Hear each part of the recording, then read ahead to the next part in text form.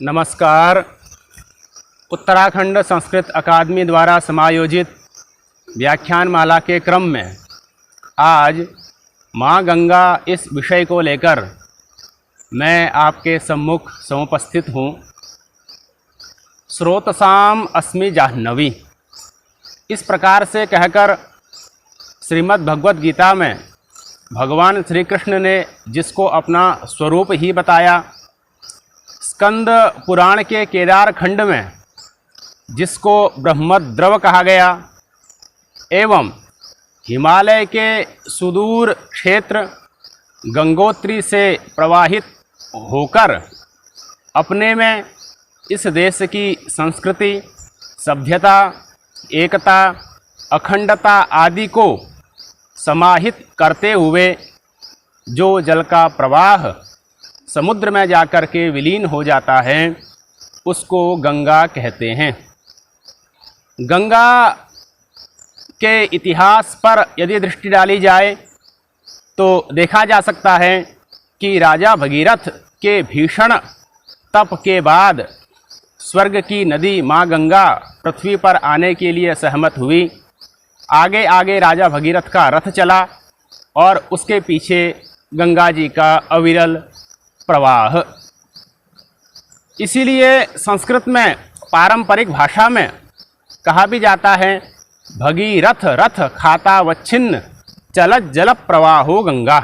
अर्थात भगीरथ का जो रथ, उससे बना जो खात अर्थात गड्ढा अर्थात रास्ता, उसको भरता हुआ जो चलता हुआ जल का प्रवाह चला गंगोत्री से, उसको गंगा कहते हैं। गंगा शब्द की व्युत्पत्ति पर अगर विचार करें तो गमरी गतौ इस धातु से औणादिक गण प्रत्यय होकर के गंगा शब्द की निष्पत्ति होती है, जिसका अर्थ होता है गच्छति इति गंगा। अर्थात अपने उद्गम स्थल से निकलकर समुद्र तक जो अबाध रूप से, अविरल रूप से, निर्बाध रूप से प्रवाहित होती हैं, उसको गंगा कहते हैं।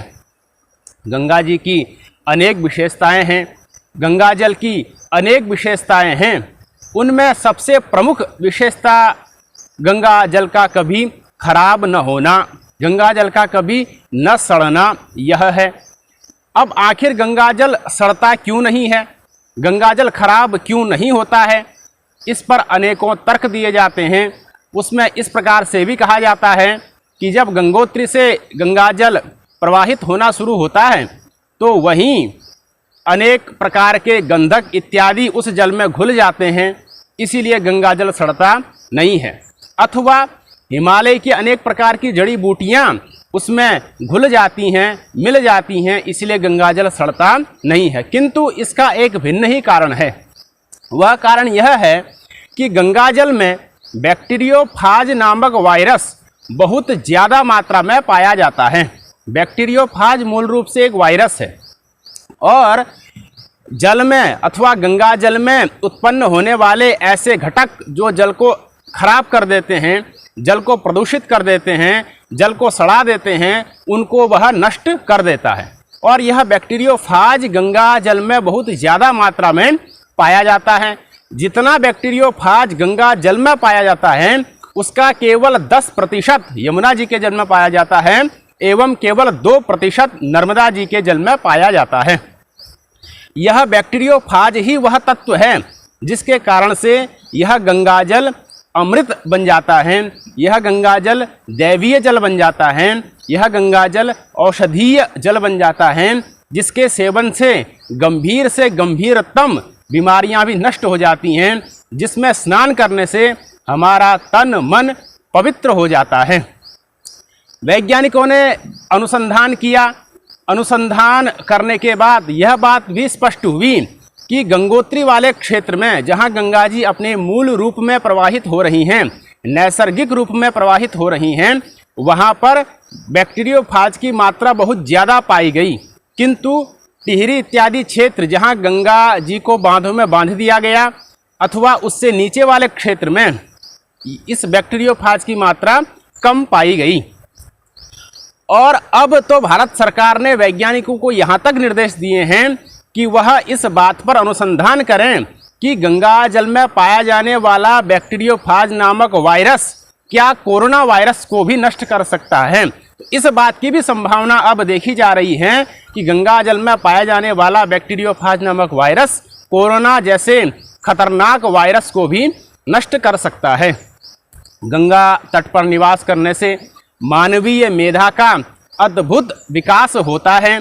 इसीलिए हमारे ऋषि मुनियों ने अपनी साधना गंगा तट पर की और उस साधना से जो ज्ञान प्राप्त किया, उस ज्ञान से समस्त विश्व का मार्गदर्शन किया। एतद् देश प्रसूतस्य सकाशात् अग्रजन्मनः स्वं स्वं चरित्रं शिक्षेरन् पृथिव्यां सर्वमानवाः। गंगा जी गंगोत्री से प्रवाहित होती हैं और समुद्र में जाकर के विलीन हो जाती हैं। लगभग 2500 किलोमीटर की यात्रा गंगा जी करती हैं और इस क्षेत्र में 5 प्रमुख राज्य भारत के आते हैं: उत्तराखंड, उत्तर प्रदेश, बिहार, झारखंड और पश्चिम बंगाल। इन 5 राज्यों की और इन 5 राज्यों से संबंधित जो अन्य राज्य हैं उनकी एवं इन राज्यों में रहने वाली जो आबादी है उसकी खाद्य आपूर्ति एवं पेयजल की आपूर्ति सीधे सीधे गंगा जी से संबंधित है। गंगा जी के किनारे अनेक बड़े बड़े धार्मिक अनुष्ठान होते हैं, बड़े बड़े कुंभ महाकुंभ होते हैं, जो कि न केवल इस देश को अपितु संपूर्ण विश्व को एकता के सूत्र में बांधते हैं। चाहे वैदिक काल हो, ऋषियों का काल हो, चाहे मुगलों का काल हो, चाहे ब्रिटिश काल हो, अंग्रेजों का काल हो, चाहे यह वर्तमान काल हो, प्रत्येक काल में माँ गंगा को एक विशिष्ट स्थान दिया गया, एक विशिष्ट दृष्टि से उसको देखा गया, माँ की दृष्टि से उसको देखा गया। मुगल शासक भी गंगा जल का पान करते थे, अपने मेहमानों को गंगा जल पिलाते थे।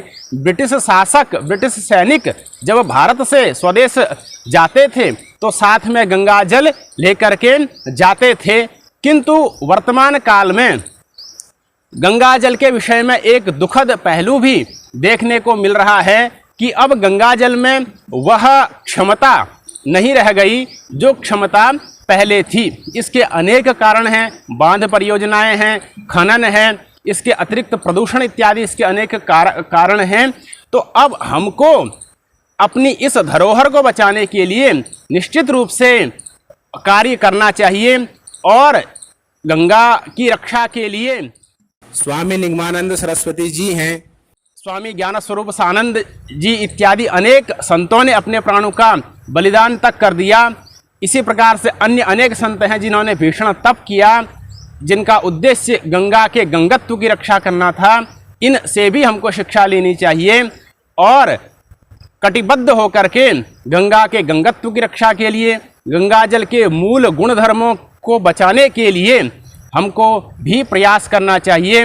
जिस प्रकार से एक शरीर के लिए जैसा महत्व आत्मा का होता है, ठीक वैसा ही महत्व इस भारत रूपी राष्ट्र के शरीर के लिए गंगा का है। अगर भारत रूपी राष्ट्र शरीर है तो गंगा उसकी आत्मा है। तो इसकी रक्षा के लिए हमको निश्चित रूप से कटिबद्ध होना चाहिए और पूर्ण प्राणपण से गंगा जल के नष्ट होते हुए गुण धर्मों की रक्षा करनी चाहिए। इन्हीं शब्दों के साथ ओम शम, धन्यवाद।